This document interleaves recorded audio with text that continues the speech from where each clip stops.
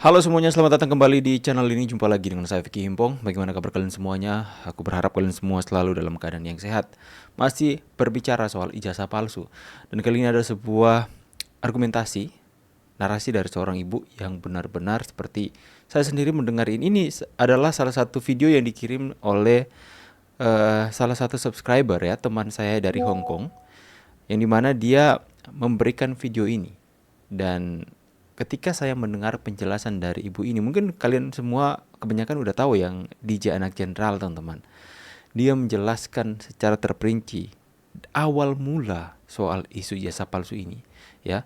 Seperti mereka itu mencari-cari kebohongan yang mudah sekali untuk dibantahkan.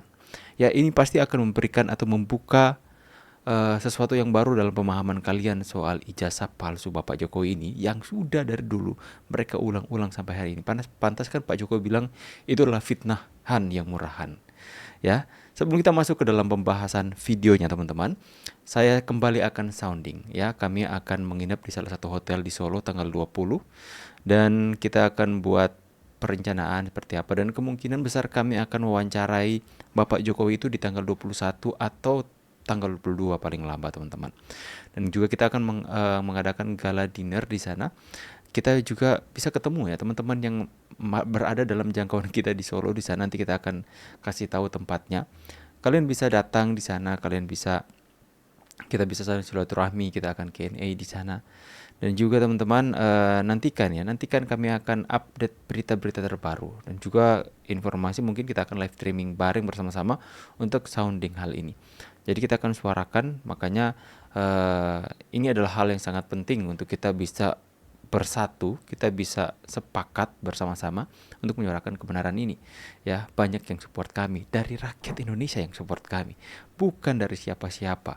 Kami pun, saya pun itu bisa datang ke Solo, bisa ke sana, itu biayanya diringankan oleh masyarakat Indonesia. Subscriber saya, menonton saya, bukan politisi-politisi, tapi kami disupport oleh rakyat, oleh subscriber yang menonton video ini, teman-teman ya. Jadi terserah lah mereka pembenci mau katakan kami basar atau apa, kami disupport oleh rakyat. Ya, itulah teman-teman ya, perbedaan kami dengan basar-basar yang dibayar oleh politik-politik dan orang-orang politik atau nggak tahu juga ya sih. Oke teman-teman ya.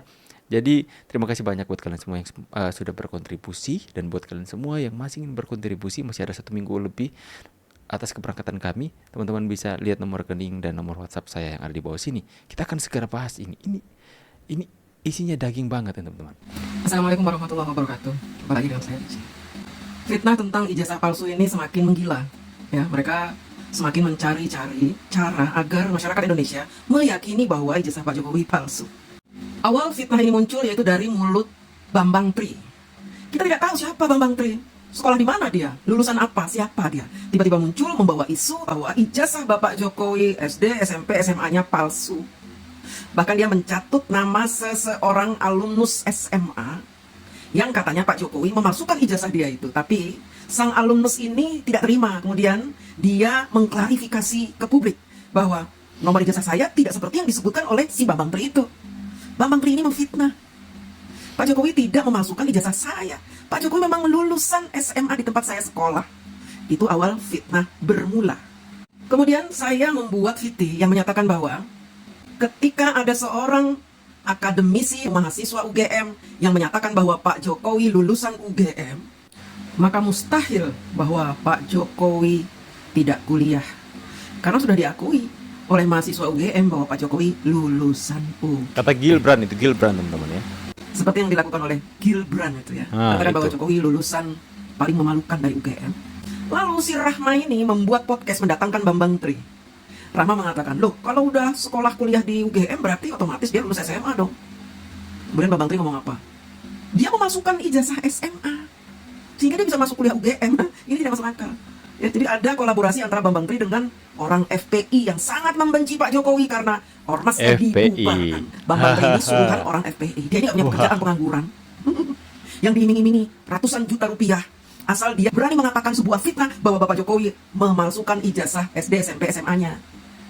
Sampai-sampai muncul pengacara-pengacara dari FPI muncul untuk menuntut ijazah Bapak Jokowi, ijazah SMA. bukan ijazah UGM itu awalnya. Tiba-tiba muncul lagi tuduhan bahwa Pak Jokowi ijazah kuliahnya UGM itu palsu dengan memberikan bukti-bukti. Dulu itu dia kok berkacamata, sekarang enggak. Berarti dia pakai foto siapa nih? Oh, ternyata fotonya si A si B. Disebut nama-nama yang tidak ada hubungannya dengan Pak Jokowi. Kemudian kumisnya pun dijadikan masalah. Banyak orang yang ketika muda ada kumisnya, tua kumisnya rontok banyak. Rambut aja dulu lebat, ketika tua rambutnya botak rontok. Kalau soal perbuluan itu wajar. Kalau dulu ada bulunya, sekarang nggak ada, itu wajar. Tapi ini dijadikan alasan, dicari-cari. Kacamata pun begitu. Dulu berkacamata, ketika sudah tua tidak berkacamata lagi. Loh iya, kalian belum tahu. Kalau ketika muda kita minus 2 misalkan.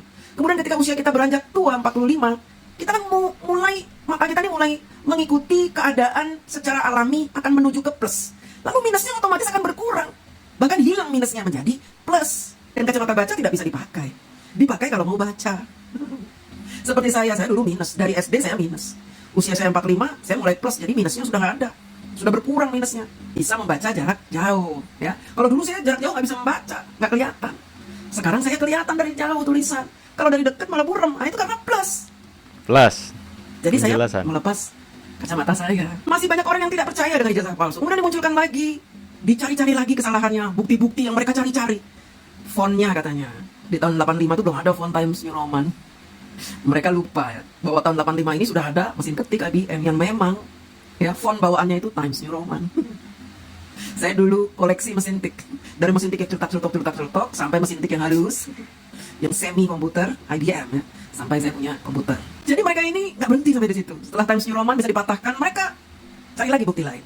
Mereka mengatakan, kata si Anu bahwa tuduhan ijazah palsu itu tuduhan bodoh. Padahal lihat ini buktinya. Dosen pembimbing skripsi Jokowi saat ini usianya 63 tahun. Pak Jokowi usianya 63 tahun. Masa usianya sama antara dosen pembimbing dengan Pak Jokowi? Mereka dapat kabar dari mana itu?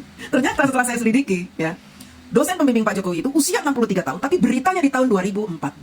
Oh, berarti mereka potong 11. Ya, beritanya itu. Ada 74 tahun Padahal berarti. beritanya tahun 2014. Si dosen berusia 63 tahun di tahun 2014. 10 bahkan 11 tahun yang lalu.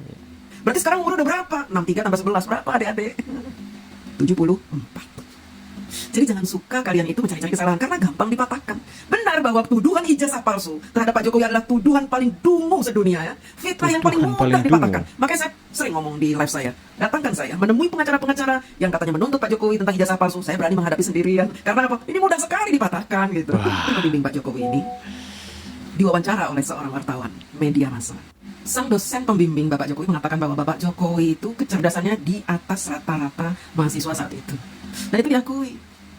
Ya, dosen bicara begitu depan wartawan. Tapi apa yang diberitakan oleh kubu sebelah? Bahkan ada orang profesor apa itu ya, wah bertitel lah kayak cerdas, dia berbicara di podcastnya gitu. Dia mengatakan bahwa Pak Jokowi pernah mengaku IPK-nya di bawah 2. Percaya nggak kamu Pak Jokowi IPK-nya di bawah 2? Dan dia sangat berani sekali menyebutkan angka IPK seseorang yang dia tidak pernah melihat. Dan dia mengatakan bahwa Pak Jokowi mengatakan ke majalah Tempo. Kapan Pak Jokowi diwawancari majalah Tempo? Sementara sejak tahun 2014 majalah Tempo selalu memberitakan hal negatif dan tidak berani mendatangkan Pak Jokowi untuk mengklarifikasi. Jelas ini tuduhan yang tidak ada buktinya. Tuduhan-tuduhan seperti ini sengaja disebarkan supaya rakyat Indonesia percaya bahwa ijazah Pak Jokowi palsu.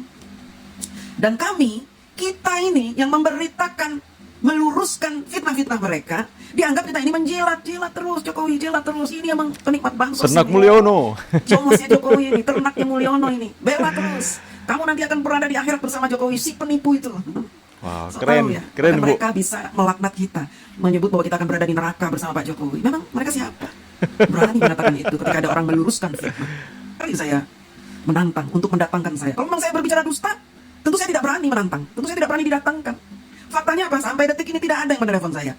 Tidak ada yang mengajak saya berbicara, menyebutkan fakta-fakta tentang Bu Fafa. Nggak ada yang berani. Apalagi soal ijazah palsu Pak Jokowi. Tidak akan ada yang berani mendatangkan orang yang punya bukti-bukti, data akurat, menjelaskan bahwa tuduhan ijazah palsu itu adalah fitnah. Nah, mana kau Rismun, ya? Anda menantang-nantang untuk dipanggil. Ini ibu ini sudah menantang orang-orang kalian sejak 2 atau 3 tahun yang lalu, sejak kasus Bu Fafa. Ya. Nggak ada yang berani mendatangkan DJ Anak Jenderal. Kami sekarang bersama dengan Ibu DJ Anak Jenderal. Mana? Coba. Ya, kita perhadapkan mereka. Ayo support. Kalian ada tim mana? Tim DJ Anak Jenderal ibu ini atau Rismun, Sianupar atau Sianipar ya? Aku udah nggak penting juga ingat namanya teman-teman. Nggak perlu diingat. Keren. Kalau dulu Anies Baswedan mengatakan bahwa barang siapa yang menuduh maka harus membawa bukti, bukan yang dituduh yang membawa bukti. Tapi sekarang Anies Baswedan berkata lain, sering menyindir-nyindir soal ijazah palsu. Padahal dia tahu bahwa Pak Jokowi benar-benar lulusan UGM. Dia seorang rektor. Dia pasti tahu apakah benar Pak Jokowi lulusan UGM atau tidak. Sehingga di tahun 2014 dia mendukung Pak Jokowi mati-matian. Tapi sekarang dia berkata lain, karena dia mengikuti arus-arus fitnah untuk mendiskreditkan Pak Jokowi, lawan politiknya. Bahkan ada satu podcast lain mengatakan bahwa banyak orang PSI menyebarkan ijazah Bapak Jokowi lewat medsos untuk menutup-nutupi bahwa ijazah Pak Jokowi palsu. Ini lucu sekali.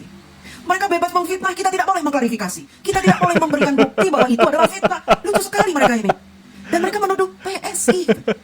Katanya PSI. Padahal jelas-jelas yang memberikan bukti. Aku lucu ini ya. Ini sampai emosi kepada cara berpikir mereka ya. Aku juga mau emosi tapi lucu aja gitu teman-teman. Mereka itu bebas menyebarkan fitnah, tapi orang mau klarifikasi mereka katakan menutup. Mereka meminta bukti, ya, seperti ya Ibu DJ Anak Jenderal ini bilang.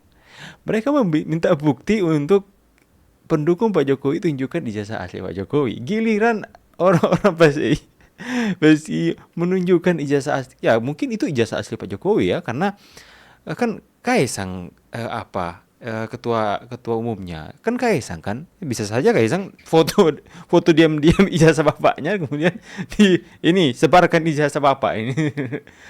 Tapi itulah mereka minta bukti, kalau giliran orang tampilkan bukti mereka bilang menutupi kebohongan.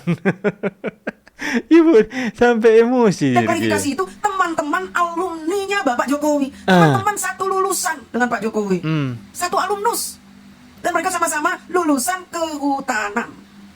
Salah satu dosen di UGM mengatakan di UGM tidak ada teknologi kayu. Setiap tuduhan mereka itu selalu bertentangan antara satu tukang fitnah dengan tukang fitnah lainnya, pembenci satu dengan pembenci lainnya, bertentangan. Ada yang bilang Pak Jokowi ijazahnya palsu, tapi ada yang mengakui Pak Jokowi lulusan UGM memalukan. Ada yang mengatakan Pak Jokowi ijazahnya palsu, bahkan menuntut ke pengadilan, tapi ada yang bilang Pak Jokowi lulusan UGM IPK-nya di bawah 2. Iya. Karena inilah mereka terus mencari-cari kesalahan, meyakinkan orang bahwa Pak Jokowi ijazahnya palsu. Sampai detik ini UGM pun masih menyatakan bahwa Pak Jokowi lulusan UGM tahun 85, ijazahnya asli, ada nomor registrasinya, dan dia benar-benar lulusan kehutanan dengan titel insinyur. Ada kan orang juga yang menuntut UGM. UGM dituntut karena menutup-nutupi kepalsuan ijazah Pak Jokowi. UGM bicara apa? Sekali ber-UGM kalian tidak percaya. Universitas tua di Indonesia. Tidak mungkin UGM ini menerima orang yang punya ijazah SMA palsu. Tidak mungkin juga UGM ini menutup-nutupi kalau ada mahasiswanya yang memalsukan ijazahnya. Karena apa? Kredibilitas UGM-nya tercoreng. Ya. Tapi kalian ngotot mengatakan bahwa UGM dibayar, sehingga UGM menutup-nutupi bahwa ijazah Pak Jokowi palsu. Orang yang mengklarifikasi fitnah kalian anggap orang jahat. Kalian anggap orang yang jadi jongos, yang dibayar, penggila bansos, buzzer bayaran lah. Padahal tugas kita semua untuk meluruskan fitnah. Yes. Kalau kita masih ingin bumi ini berputar sebagaimana biasanya, kalau kita masih ingin bumi ini tak pada polosnya, di zaman fitnah ini memang sudah bisa dimaklumi merajalela. Harusnya kalian berjuang meluruskan fitnah, bukan menuduh orang yang meluruskan fitnah itu bayaran, bukan menuduh orang yang meluruskan fitnah itu jongos, ternak, menjelek-jelekan. Kita ini sedang syiar supaya orang berhenti memfitnah. Tapi berangkat lagi kepada diri masing-masing. Apakah kalian mau menjadi bagian orang-orang yang tukang fitnah, atau bagian dari manusia-manusia yang suka meluruskan fitnah seperti saya, DJ. Terima kasih. Yes, kita harus menjadi orang-orang yang meluruskan fitnah, teman-teman. Saya sampai komentar ya. Terus suarakan kebenaran, Bu. Saya sampai komentar ya. Terima kasih buat kakakku yang ada di Hong Kong sudah memberikan informasi ini. Ini benar-benar luar biasa ya. Ya. Buat website praktis. Bentar. Ini benar-benar luar biasa. Apa yang disampaikan itu benar-benar membuka ya pemahaman paradigma kita. Semoga apa yang disampaikan tadi itu bisa mengubah orang yang hari ini percaya dan terhasut akan penggiringan opini fitnah yang mereka tujukan kepada Pak Jokowi. Itu benar-benar semuanya bisa terbantahkan. Kalau mereka bisa mengandalkan Rismon menantang sampai Kapolri menantang tangkap dia. Itu DJ Anak Jenderal sudah menantang kalian sejak 2-3 tahun yang lalu soal Fufu Fafa. Bagaimana? Ya, itu benar-benar membuka ya teman-teman ya. Jadi ya mau gimana lagi? Semuanya sudah jelas sekarang ya. Hanya orang-orang bodoh yang tidak mau percaya dengan ijazah Pak Jokowi adalah asli. Ya, hanya orang-orang yang benci kepada Pak Jokowi saja yang memilih mau percaya dengan segala macam skenario mereka coba ciptakan untuk menjatuhkan citra Pak Jokowi.